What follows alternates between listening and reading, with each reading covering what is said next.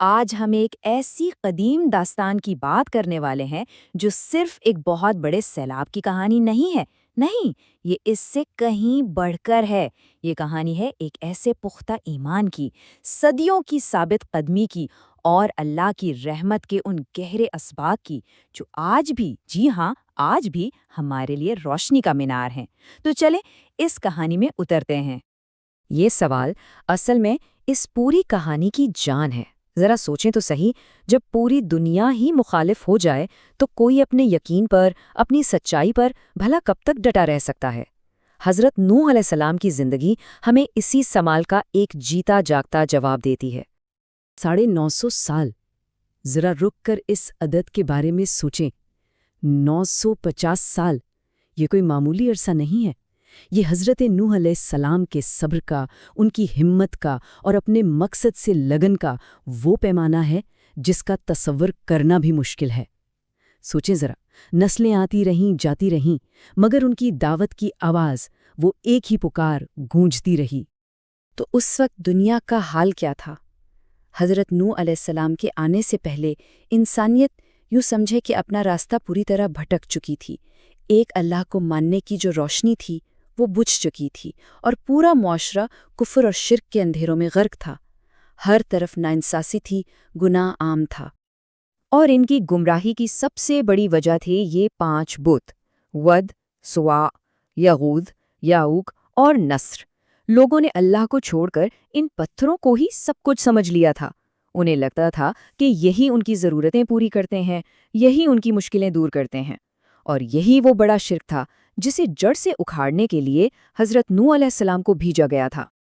تو اسی گہرے اندھیرے میں اللہ نے امید کی ایک کرن روشن کی۔ حضرت نوح علیہ السلام کو نبی بنا کر بھیجا گیا۔ ان کا پیغام بالکل سیدھا، صاف، اور وہی پیغام جو ان سے پہلے اور بعد میں آنے والے ہر نبی نے دیا، صرف اور صرف ایک اللہ کی عبادت کرو، بس۔ اور بس یہیں سے حق اور باطل کی اصل ٹکر شروع ہوتی ہے۔ دیکھیں، ایک طرف تھے حضرت نوح علیہ السلام جن کی دعوت بالکل خالص تھی کہ ایک اللہ کو مانو، اور دوسری طرف تھے اس معاشرے کے امیر اور طاقتور لوگ، تکبر میں ڈوبے ہوئے، اپنی دولت کے نشے میں چور اور غریبوں سے نفرت کرنے والے۔ اسی غرور نے انہیں سچائی دیکھنے ہی نہیں دی۔ اچھا، تو ان کے اعتراضات کیا تھے؟ ان کی باتیں ان کی چھوٹی سوچ کو ظاہر کرتی تھیں۔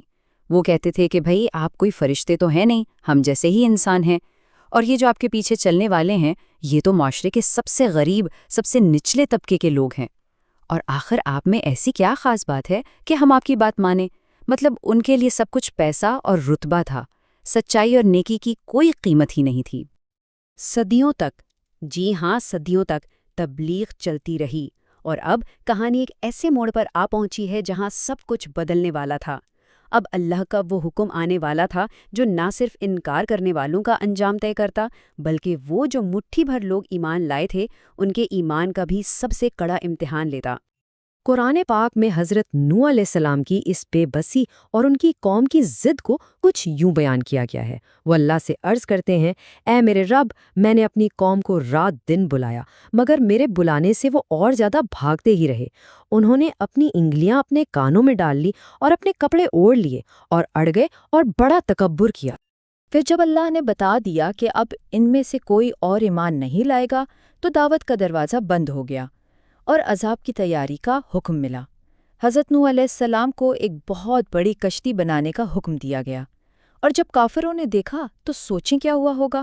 انہوں نے مذاق اڑانا شروع کر دیا، کہنے لگے، ارے واہ، خشکی پر اتنی بڑی کشتی، لگتا ہے پیغمبری کا کام نہیں چلا تو اب بڑے ہی بن گئے ہو، اور یہ کہہ کر زور زور سے ہنستے تھے۔ اور پھر آخرکار وہ وقت آ ہی گیا جس کا وعدہ تھا۔ کہانی اب اپنے کلائمیکس پر ہے۔ آسمان سے بارش ایسے برسی جیسے دروازے کھول دیے گئے ہوں، اور زمین سے پانی کے چشمے پھوٹ پڑے۔ یہ وہ عظیم طوفان تھا جو اس زمین کو گناہگاروں سے ہمیشہ کے لیے پاک کرنے والا تھا۔ طوفان شروع ہونے کی جو پہلی نشانی تھی وہ بہت ہی عجیب تھی۔ ایک تنور سے، یعنی جہاں آگ جلتی ہے، وہاں سے پانی ابلنا شروع ہو گیا۔ یہ اللہ کی طرف سے ایک کھلا اشارہ تھا کہ اب قدرت کے سارے قانون اس کے حکم کے نیچے ہیں، اور یہ حضرت نوح علیہ السلام اور ایمان والوں کے لیے کشتی میں سوار ہونے کا فائنل سگنل تھا۔ یہ آواز صرف ایک پیغمبر کی نہیں تھی، یہ ایک باپ کی آواز تھی، ایک باپ کی تڑپ تھی۔ اٹھتی ہوئی خوفناک لہروں کے بیچ وہ آخری لمحے تک اپنے بیٹے کو پکارتے رہیں، اس امید پر کہ شاید وہ کفر کا راستہ چھوڑ دے اور بچ جانے والوں میں شامل ہو جائے۔ مگر بیٹے کا جواب، اس کے جواب میں صاف تکبر جھلک رہا تھا۔ اسے اپنی طاقت اور سامنے کھڑے پہاڑ پر بھروسہ تھا۔ اس نے سوچا کہ میں اس پہاڑ پر چڑھ جاؤں گا اور بچ جاؤں گا۔ وہ نادان یہ سمجھ ہی نہیں سکا کہ جب اللہ کا عذاب آتا ہے تو دنیا کی کوئی طاقت، کوئی پہاڑ نہیں بچا سکتا۔ اور پھر بس ایک ہی لمحے میں سب کچھ ختم ہو گیا۔ ایک زبردست لہر ان دونوں کے بیچ میں آئی اور بیٹا ڈوبنے والوں میں شامل ہو گیا۔ باپ دیکھتا رہ گیا، اور یہ ایمان اور کفر کے بیچ کی وہ آخری لکیر تھی جو کھینچ دی گئی۔ جب حضرت نوح علیہ السلام نے ایک دکھی دل کے ساتھ اپنے بیٹے کے لیے اللہ سے سوال کیا تو اللہ تعالیٰ نے انہیں ایک بہت بڑا اور ہمیشہ یاد رہنے والا سبق سکھایا۔ فرمایا گیا، اے نوح، وہ تیرے گھر والوں میں سے نہیں ہے، اس کے عمل ٹھیک نہیں تھے۔ یہاں یہ بات ہمیشہ کے لیے واضح کر دی گئی کہ اللہ کے ہاں اصل خاندان، اصل رشتہ خون کا نہیں بلکہ ایمان اور اچھے عمل کا ہوتا ہے۔ تو اب کہانی کا ماحول تباہی اور غم سے نکل کر امید کی طرف آتا ہے۔ طوفان رک جاتا ہے، پانی زمین میں جذب ہو جاتا ہے، اور انسانیت کو ایک نئی شروعات کا ایک دوسرا موقع ملتا ہے۔ طوفان کے ختم ہونے کے بعد کشتی جودی پہاڑ پر جا کر رکی۔